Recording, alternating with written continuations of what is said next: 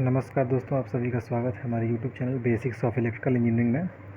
तो इससे पहले के कुछ वीडियोस में हमने थ्री फेज सर्किट के बारे में समझा था कि थ्री फेज सर्किट क्या होता है, इसकी ज़रूरत क्या है, थोड़ा बहुत देखा था। और स्टार डेल्टा कनेक्शन के बारे में हमने बात की थी, लाइन वोल्टेज, फेज़ वोल्टेज वगैरह की बात की थी। इस वीडियो में हम कुछ सवाल देखेंगे, इस पर कुछ न्यूमेरिकल्स देखेंगे। जैसे एक आपको न्यूमेरिकल दिया है, ये पहला। मैं पूरा सवाल नहीं लिखूंगा, मैं बोलता रहूँगा, उससे नोट कर सकते हैं चाहे तो। ध्यान से सुनते रहिएगा कि हमें दिया है कि हमारे पास एक अल्टरनेटर है, थ्री फेस का अल्टरनेटर है। अल्टरनेटर एक मशीन होती है, जनरेटर ऐसे समझ सकते हैं आप, ये तीन फेस की बिजली को बनाता है। तो थ्री फेस अल्टरनेटर हमको एक दिया हुआ है, जिसमें हमारा जो कि स्टार कनेक्टेड है, उसमें हमें ना उसके तीनों फेस वोल्टेज दिए हुए हैं। पहला हमें दिया हुआ है आर फेस का वोल्टेज, वो हमको दिया है 231 एंगल 0 डिग्री। देखिए, इसका मतलब थोड़ा समझिएगा। सिंगल फेस जब मैं शुरू करूँगा एसी सर्किट एक फेस का, तो उसमें मैं बात करूँगा 231, तो आप समझ रहे हैं ये आरएमएस वैल्यू है वोल्टेज की। ये जो 0 डिग्री एंगल है, ये बता रहा है इसका फेस, ये रेफरेंस चौथे पे है, ये 0 डिग्री पर है। ठीक है, अभी बताता हूँ, आगे देखिए ध्यान से थोड़ा। और जो वाई फेस का हमें वोल्टेज दिया है, वो वाई फेस का हमें वोल्टेज दिया है 231 एंगल -120 डिग्री। ठीक है, अब इन दोनों को थोड़ा समझिएगा, इसको समझना थोड़ा ज़रूरी है। ये 231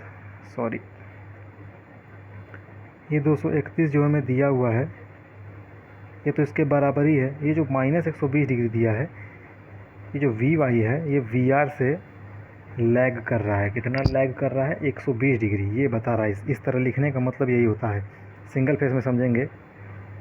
और देखिए वी बी जो हमको दिया है, बी फेस का वोल्टेज, वो दिया है 231 एंगल 120 डिग्री, माने ये वी आर से 120 डिग्री लीड कर रहा है।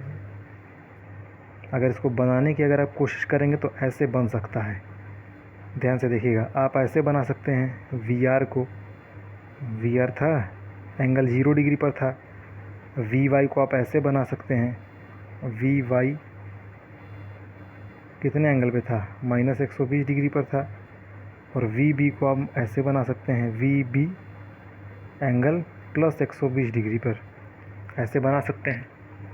तो सवाल में हमसे पूछ रहा है इसमें, तो ये जो हमें तीन वोल्टेज दिए हैं, V R, V Y, V B, इसको देख कर बताइए कि ये कौन सा सीक्वेंस है, पॉजिटिव फेज सीक्वेंस है कि नेगेटिव फेज सीक्वेंस। पिछले वीडियो में हमने बात की थी इसके बारे में। तो देखिए, पॉजिटिव फेज सीक्वेंस के बारे में हमने क्या समझा था। पॉजिटिव फेज सीक्वेंस जो होता है, वो किस तरह से होता है कि उसमें हमारी पहले आर फेस की वोल्टेज आएगी, उससे लैग करते हुए वाई फेस की, उससे लैग करते हुए बी फेस की। यानी आर से जो वाई है वो लैग करेगा -120 डिग्री, और बी जो है वो आर से लीड करेगा 120 डिग्री लीड करेगा। तो इसमें हम देखिए ध्यान से, वो कंडीशन हमारी सेटिस्फाई हो रही है। कैसे? हमारी आर की जो वोल्टेज है वो 231 डिग्री 0 डिग्री पर है, वाई की जो वोल्टेज है वो उससे 120 डिग्री लैग कर रही है, और बी की जो वोल्टेज है वो 120 डिग्री लीड कर रही है। यानी इससे देख के हमें क्या पता चला, और इस फिगर से भी देखिए, इस फेजर से भी आप बता सकते हैं कि ये हमारा कौन सा सीक्वेंस हुआ, ये पॉजिटिव फेज सीक्वेंस हुआ। ठीक है, पॉजिटिव फेज सीक्वेंस, ये हमारा पॉजिटिव फेज सीक्वेंस हुआ। ठीक।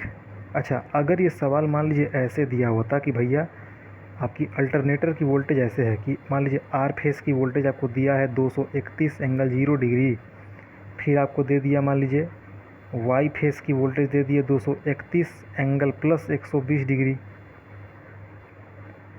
और बी फेस की वोल्टेज आपको दे देता कि 231 एंगल -120 डिग्री है। तो इसका फेज़र हम कैसे बनाते हैं? इस वाले का, इसका फेज़र हम ऐसे बनाते, देखिए।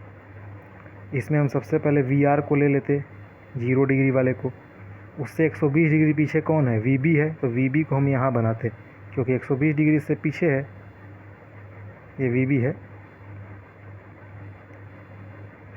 120 डिग्री लैग करता है। और जो वी वाई हमारा है वो 120 डिग्री लीड करता है, वो यहाँ पे आता है 120 डिग्री वी वाई। और फेज़र हमारा घूमता किस दिशा में, मैंने बताया था पहले ही, इससे पहले के लेक्चर में, कि फेज़र को हम मानते हैं कि ओमेगा से एंटी क्लॉकवाइज घूम रहा है, यानी कि घड़ी की दिशा में, घड़ी की उल्टी दिशा में घूमता है।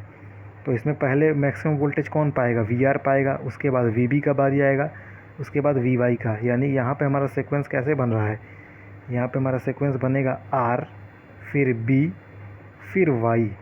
तो इस तरह का जो सीक्वेंस होता है उसको हम कहते हैं negative phase sequence, negative phase sequence. तो एक सवाल में हमको ऐसे वोल्टेज दिया था, उससे हमको बताना था, आसान सवाल ये है, हमें सवाल में बेसिकली दिया क्या था कि हमारे पास 3 फेज़ की वोल्टेज हमें दी थी, आर फेज़ की, वाई फेज़ की, बी फेज़ की, और सबका एंगल दिया था। हमको बताना था कि वो पॉजिटिव फेज सीक्वेंस है कि नेगेटिव।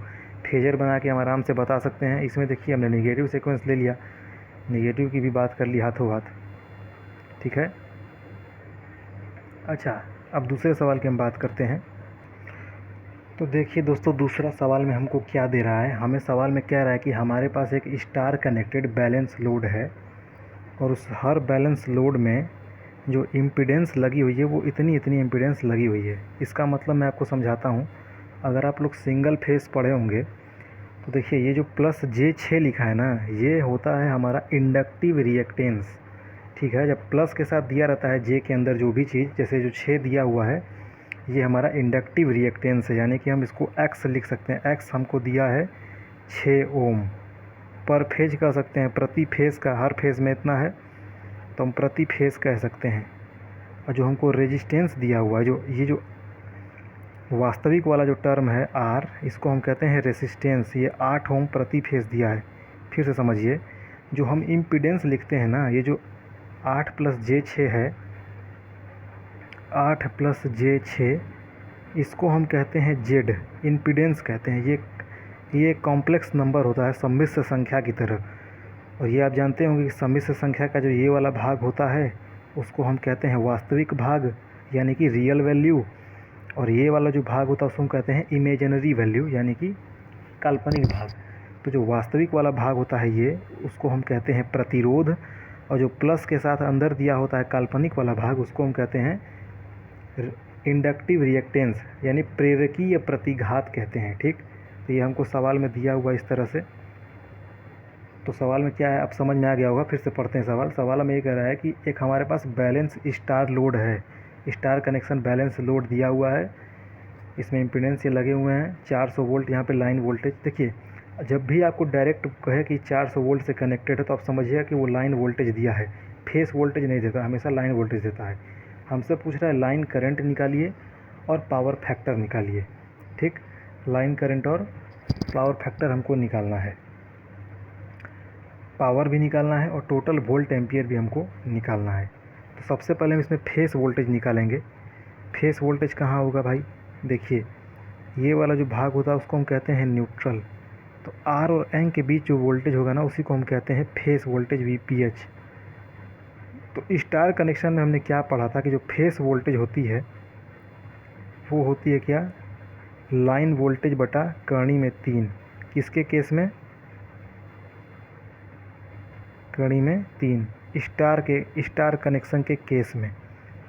तो देखिए हमारा वी फेस कितना हो जाएगा, लाइन वोल्टेज कितना था, 400 वोल्ट था, 400 बटा में कड़ी में 3। तो जब आप 400 बटा कड़ी में 3 करेंगे, 1.732, तो आपको मिलेगा 230.9 वोल्ट। ये आपको लगभग मिल जाएगा 230.9 वोल्ट, ठीक है, 230.9 वोल्ट मिलेगा। तो हमको फेस वोल्टेज मिल गया, ठीक।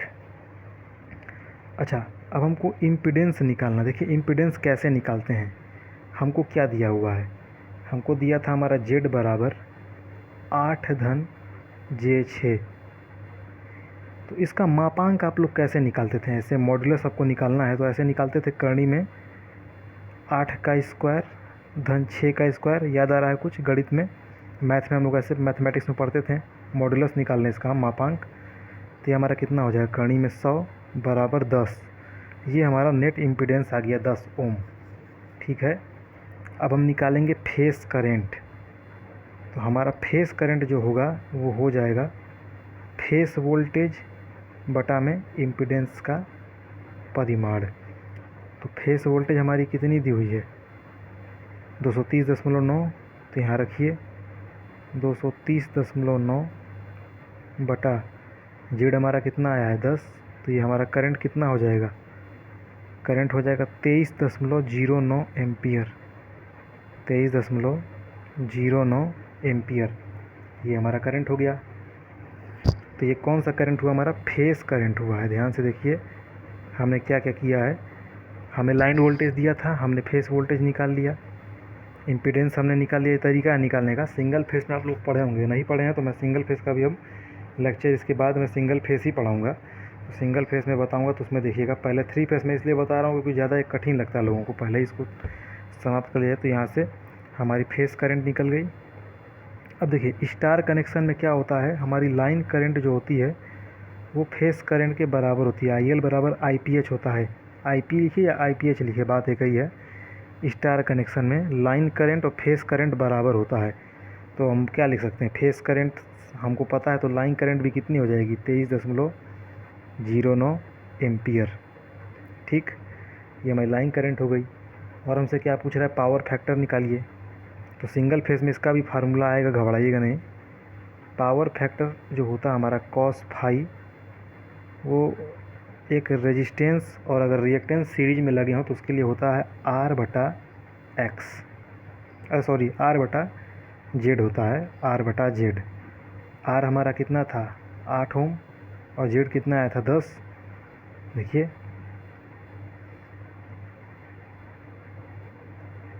ये क्या था, R था तो हमने R लिख दिया, और जेड हमारा कितना आया है 10। R बटा जेड होता है तो R बटा 8 बटा 10 कर देंगे। ठीक है, तो यहाँ से हमारा पावर फैक्टर कितना आ जाएगा 0.8। चूँकि इसमें इंडक्टर लगा हुआ है तो जो पावर फैक्टर आएगा हमारा लैगिंग पावर फैक्टर आएगा। करंट हमारी यहाँ पर लैग करेगी, लैगिंग PF आएगा चूँकि ये इंडक्टर यहाँ पे लगा हुआ है। खैर, अब टोटल पावर की हम बात करें। टोटल पावर की अगर हम बात करेंगे 3 फेस में टोटल पावर कैसे निकालते हैं, करनी में 3 VL इंटू IL यानी line voltage into line current, और इंटू में cos फाई भी आएगा, cos फाई। तो 1.732 गुणे लाइन वोल्टेज हमारा कितना था 400 वोल्ट, लाइन करंट कितना आया है 23.09, और पावर फैक्टर कितना आ गया, cos फाई कितना आया है 0.8। इसको हम cos फाई भी कहते हैं ना, 0.8 आया है 0.8। जब सबको गुणा कर लेंगे तो P टोटल हमको यहाँ से मिलेगा, सबको गुणा करते हैं, रुकिए देखते हैं कितना आता है।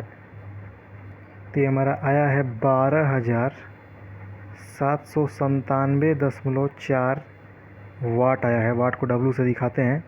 अगर किलो वाट में लिखना है तो कुछ नहीं करना है, P टोटल बराबर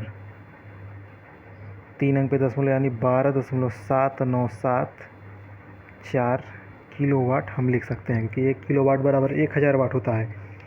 तो वाट को किलो वाट में बदलने के लिए क्या करते हैं, 1000 से भाग देते हैं। और देखिए टोटल वोल्ट एम्पियर भी हमसे पूछ रहा है, टोटल वोल्ट एम्पियर भी निकालना है। VA इसको कहते हैं, टोटल VA वोल्ट एम्पियर। इसका फार्मूला होता है √3 इंटू VL इंटू IL या 3 VPH इंटू IPH कहते हैं। तो इसमें भी वही करना है, 1.732। VL हमारा कितना था 400 और लाइन करंट कितनी थी 23.09। ठीक है, इसका गुणा करेंगे तो आपको 15,996 मिलेगा, 15,996। ठीक है, इसमें वाट मत लिखिएगा, 0.75 भी आएगा, इसमें लिखिएगा VA। ये वोल्ट एम्पियर है, ये अपरेंट पावर है। ठीक है, सॉरी अपरेंट पावर नहीं, ये टोटल पावर हमारी होती है, इसको हम ऐसे ही लिखते हैं, अपरेंट पावर भी कह सकते हैं आप। ये VA है हमारी। ठीक है, वोल्ट एम्पियर में इसको हम जनरली लिखते हैं। और हमसे क्या पूछा था, बस हमें इतना ही पूछा था। तो फिर से एक बार मैं ओवरव्यू देता हूँ सवाल का। ध्यान से समझिएगा। स्क्रीन छोटी है, थोड़ा सा दिक्कत आपको हो सकता है, मानता हूँ। सवाल हमें दिया था कि हमारे पास स्टार कनेक्शन में बैलेंस लोड लगा हुआ है, इस तरह से सवाल में आप देख सकते हैं। उसमें हमको इम्पीडेंस दिया था 8 धन J6, बैलेंस है, सब में इम्पीडेंस बराबर होगा। हमको लाइन वोल्टेज 400 वोल्ट की दी थी। जब भी वोल्टेज कहेगा सिर्फ, तो आप मानिएगा कि वो लाइन वोल्टेज है, चाहे स्टार हो चाहे डेल्टा हो। तो 400 वोल्ट हमारा हो गया लाइन वोल्टेज। यहाँ से हमने रिएक्टेंस और रेजिस्टेंस लिख लिया प्रति फेज़ का। फेस वोल्टेज हमारी होती है लाइन वोल्टेज बटा करणी में 3, तो हमने लाइन वोल्टेज 400 बटा करणी में 3 कर दिया, तो 230.9 वोल्ट हमको फेस वोल्टेज मिल गई। इम्पीडेंस हमको दिया है 8 + J6 ओम, तो जो 8 है वो प्रतिरोध को दिखाता है, यानी वास्तविक भाग, रियल वैल्यू, और जो 6 है वो इंडक्टिव रिएक्टेंस को बताता है, प्रेरकीय प्रतिघात को, 6 ओम का। प्रतिरोध इम्पीडेंस निकालने के लिए हम लिखते हैं करणी में R का स्क्वायर धन X का स्क्वायर, तो 8 का स्क्वायर धन 6 का स्क्वायर, 10 ओम को प्रतिरोध मिल गया। फेस करंट निकालने के लिए फेस वोल्टेज बटा में इम्पीडेंस कर देंगे, तो हमको 23.09 एम्पीयर मिल गया। चूँकि स्टार कनेक्शन है तो उसमें होता क्या है, लाइन करंट और फेस करंट आपस में बराबर होती है, तो यहाँ से ही आ गया, बराबर आ गया लाइन करंट भी। पावर फैक्टर cos फाई होता है R/Z, 8/10 कर दिया हमने, सीरीज के लिए होता है R/Z, तो 0.8 हमको लैगिंग इसलिए मिला क्योंकि इंडक्टेंस लगा हुआ है इसमें। टोटल पावर निकालने का फार्मूला है करणी में 3 VL × IL × cos फाई, या ऐसे भी लिख सकते हैं 3 × VPH × IPH × cos फाई, दोनों से सेम आएगा। हमने लाइन वोल्टेज से निकाल लिया करंट से, टोटल पावर यहाँ से निकल गया हमारा। फिर हमको टोटल वोल्ट एम्पियर पूछ रहा था, आभासी पावर जिसको हम कहते हैं, तो वो हमारा कितना हो गया है, करणी में 3 VL × IL, या ऐसे भी निकाल सकते हैं 3 × VPH × IPH, तो हमारा कुल इतना गया। 2 सवाल हो गए, आप आराम से ऊपर जाके इसको देखिएगा, समझ में आएगा। तीसरा और सवाल कुछ देखते हैं। तो देखिए, इस लेक्चर का हम आखिरी सवाल देखते हैं, फिर अगले कुछ सवाल हम और लेक्चर में करेंगे। देखिए इस सवाल में दिया क्या है कि हमारे पास एक 3 फेज़ का डेल्टा कनेक्टेड लोड है, बैलेंस लोड। आप देख सकते हैं 3 फेज़ का हमारे पास बैलेंस डेल्टा कनेक्टेड लोड दिया हुआ है यहाँ पे डेल्टा कनेक्शन में। इस लोड को हम कनेक्ट किए हैं एक 3 फेज़ के ट्रांसफार्मर का सेकेंडरी है जो स्टार कनेक्टेड, उससे किए हैं। 3 फेज़ के ट्रांसफार्मर का ये सेकेंडरी हम इस डेल्टा से कनेक्टेड किए हैं, और जिसका हमें फेस वोल्टेज 240 वोल्ट दिया हुआ है। डेल्टा कनेक्टेड लोड में क्या है, जो हमारा प्रतिरोध है वो 25 ओम का है, और प्रेरकीय प्रतिघात 40 ओम का है, यानी कि रेजिस्टेंस हमारा 25 ओम का है, इंडक्टिव रिएक्टेंस 40 ओम का है।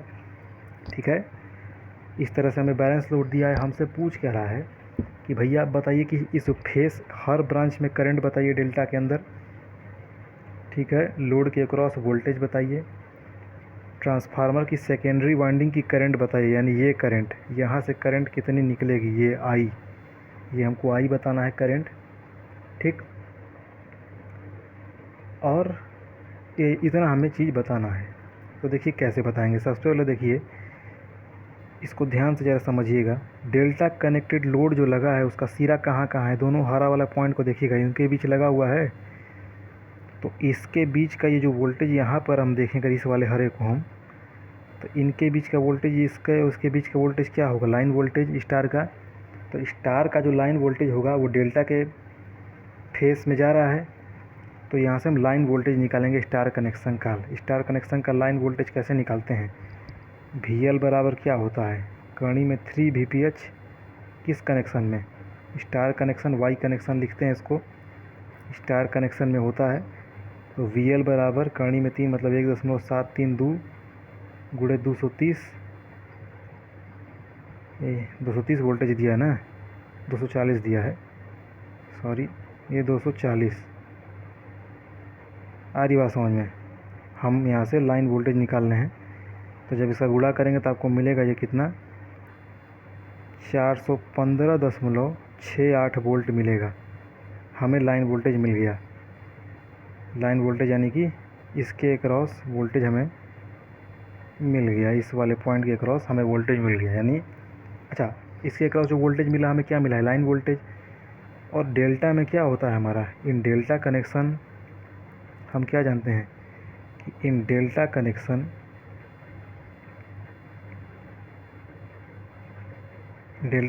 में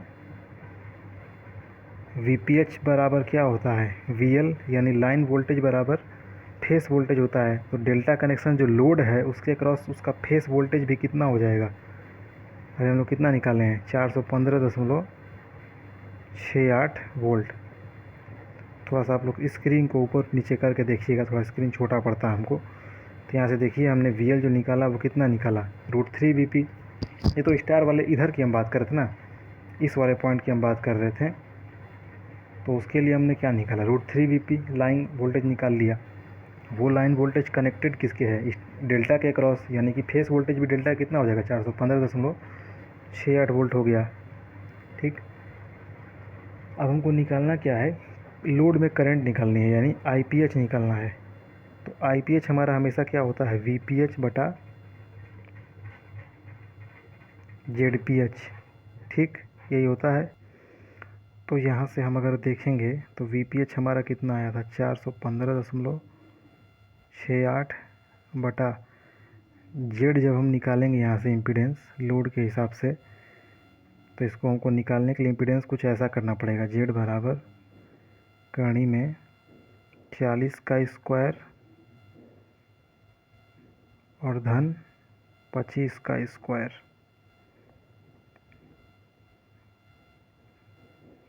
तो जब आप इसको सॉल्व करेंगे तो आपको करीब करीब मिलेगा, करीब करीब 1 मिनट, ये आपको 47.2 मिलेगा, करीब 47.2 ओम मिलेगा। आप भी एक बार कैलकुलेट करके देख लीजिएगा, मेथड में ना आपको समझना है कैसे सॉल्व करते हैं सवाल। तो आपको 47.2 मिल गया। तो यहाँ से फेस करंट कितनी मिलेगी हमको, अप्रॉक्सीमेटली जो हमारी फेस करंट आएगी, वो एग्जैक्ट डाटा मैं नहीं लिख रहा हूँ, ये 8.8 एम्पियर करीब आएगी। आप देख लीजिएगा, मेथड में सही होना चाहिए। तो हमारी 8.8 एम्पियर आ गई। ठीक, फिर हमसे पूछ रहा था कि यहाँ की जो करंट है ये I, ये हमें बताइए, ये वाली करंट हमसे I पूछ रहा था। तो ये I क्या है, हम ध्यान से देखिए, डेल्टा लोड की कौन सी करंट है, ये डेल्टा लोड की लाइन करंट है। लाइन करंट कितनी होती है, फेस करंट की √3 डेल्टा कनेक्शन में। तो हम लिखेंगे कि इन डेल्टा